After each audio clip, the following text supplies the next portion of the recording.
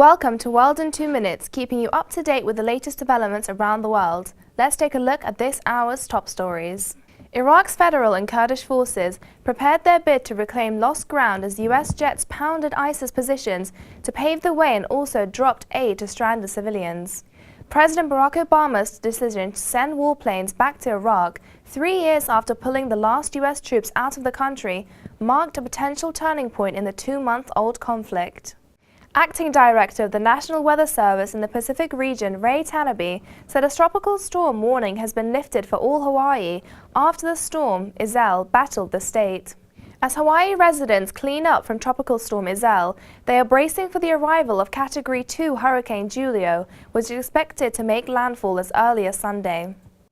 A UN delegation held talks in Tripoli to try to broker a ceasefire between armed factions that have turned the Libyan capital and Benghazi into battlegrounds in the worst fighting since the fall of Muammar Gaddafi.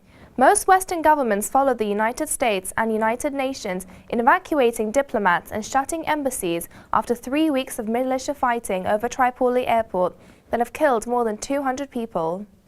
A director at the International Monetary Fund said the fund will help Ghana address its current economic challenges following a formal request by the West African country to open talks for a support program.